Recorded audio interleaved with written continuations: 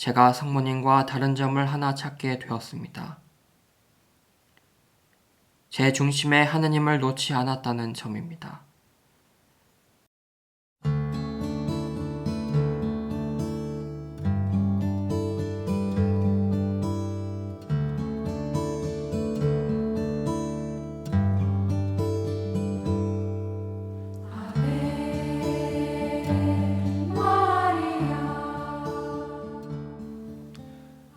안녕하세요.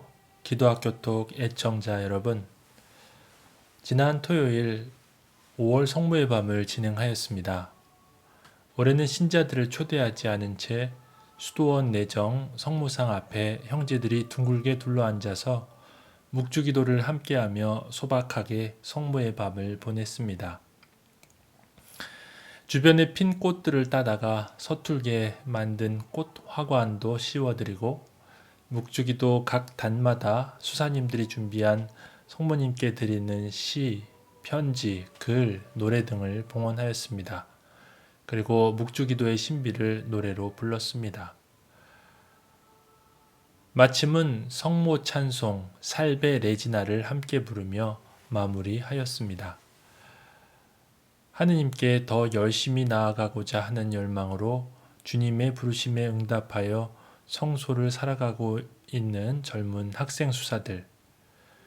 여기 한 학생 수사가 어머니 마리아께 봉헌한 글에 귀 기울여 봅시다.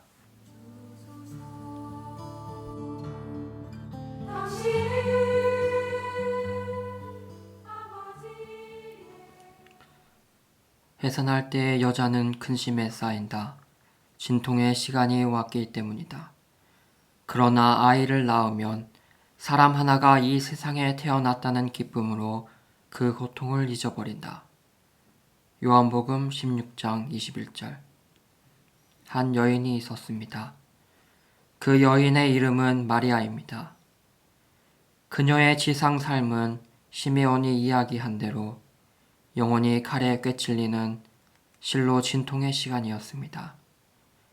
그녀는 가난했고 아이를 낳자마자 이집트로 피난을 떠나야 했고 남편을 일찍 떠나보냈고 하나뿐인 아들은 집을 나가 돌아다니다 많은 군중들의 비난과 야유를 받으며 그녀 앞에서 죽음을 맞이했습니다. 성경에서는 그녀의 고통과 아픔에 대한 내용을 자세히 표현해 놓고 있지는 않습니다. 하지만 한낱 인간에 불과했던 그녀가 많이 아파하고 고통스러워했음은 분명한 사실일 것입니다. 그녀는 어떻게 이 모든 것을 견디어냈을까요? 또 그녀에겐 어떤 희망이 있었을까요? 보십시오. 저는 주님의 종입니다. 말씀하신 대로 저에게 이루어지기를 바랍니다. 그녀는 많은 것을 능동적으로 행합니다. 그런 그녀를 통해 인류 구원의 역사가 시작됩니다. 그리고 성경은 그녀가 많은 것들을 마음속에 간직하고 살아갔다고 전해줍니다. 그녀는 언제나 마음속으로 주님의 일을 묵상하고 간직하며 살아갔습니다. 그런 그녀에게 고통은 언제나 존재했습니다. 하지만 주님의 뜻이 언제나 우선순위였고 주님께서 함께 계신다는 사실이 그녀에게 기쁨으로 다가왔을 것입니다. 결국 그녀는 하늘로 들어올려져 천상 모의 관을 쓰게 되는 영광을 누리게 됩니다. 요즘 저의 화두는 내가 왜 이곳에서 살고 있는가입니다. 모든 것은 하느님께서 안배해 주시고 불러주셨습니다. 그렇지만 예스라고 능동적으로 응답한 것은 저입니다. 하지만 제가 선택한 이 삶이 그렇게 쉽지만은 않습니다. 많은 수도원의 일들이 있고 공부도 해야 하는 상황이 저를 혼란스럽게 합니다. 그리하여 무기력함을 느끼게 됩니다. 성모의 밤을 준비하며 앞의 내용을 묵상하다 보니 제가 성모님과 다른 점을 하나 찾게 되었습니다. 제 중심에 하느님을 놓지 않았다는 점입니다. 수도원 일들도 하느님의 일이라는 생각보단 일 중심으로 신학과 철학을 배우는 것도 하느님을 알아가는 것이라는 생각을 계속 놓치고 있었습니다. 이런 저에게 성모님은 모범으로서 다가오십니다. 쉽지 않은 길이지만 성모님께 전구를 청하며 나아가고자 합니다. 고통의 성모님이시여 저희를 위하여 빌어주소서.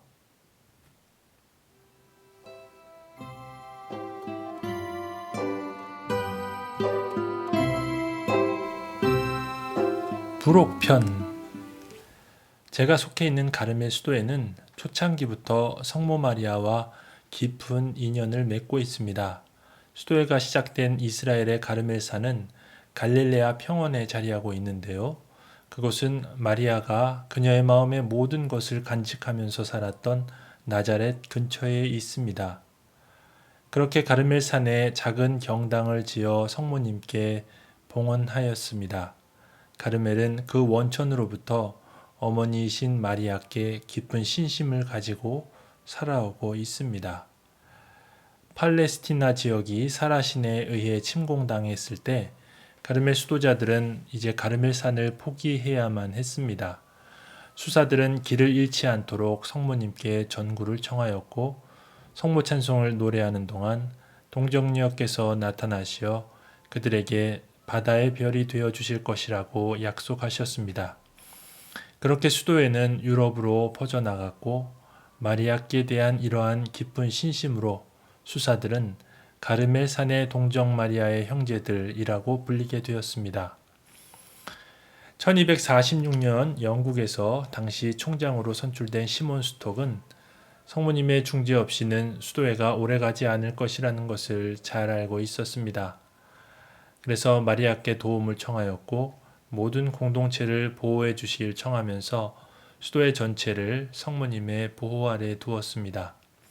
시몬 스톡의 기도의 응답으로 1251년 7월 16일 동정 마리아께서 그에게 나타나시어 수도회에 스카플라를 주셨습니다. 16세기에 들어와 가르멜 수도회를 쇄신하며 개혁해 나가던 창립자 데레사 성녀는 다시 강생 수녀원의 원장으로 가야만 했습니다. 당시에는 기존에 해이해져 있던 수녀들의 거센 반발이 있었습니다. 데레사 성녀는 수녀들이 모인 자리에 원장의 자리에 성모상을 두고 이렇게 이야기하였습니다. 성모님이 우리의 원장이십니다. 이분이 우리를 이끄실 것입니다.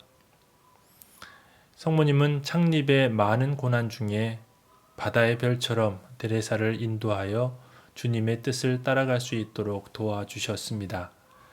오늘날도 가르멜 수도자들은 우리의 삶이 성모님께 속하며 성모님을 통해서 그리스도께 속한다는 의미로 수도복을 입습니다. 예수님께서 당신의 어머니와 그 곁에 선 사랑하시는 제자를 보시고 말씀하셨습니다. 여인이시여, 이 사람이 어머니의 아들입니다. 이어서 그 제자에게 이분이 내 어머니이시다. 엄마라는 존재는 평소에는 찾지 않다가도 어려우면 제일 먼저 찾게 되는 그런 존재인 것 같습니다. 5월 성모성월을 맞아 우리 모우이신 마리아께 함께 묵주기도를 봉헌합시다. 나 자신의 삶을 봉헌하고 내가 속한 공동체에 도움을 주실 청하며 코로나로 어려움을 겪고 있는 세상에 우리가 길을 잃지 않고 하느님의 뜻을 깨달으며 이겨나갈 수 있도록 성모님께 전구를 청하도록 합시다.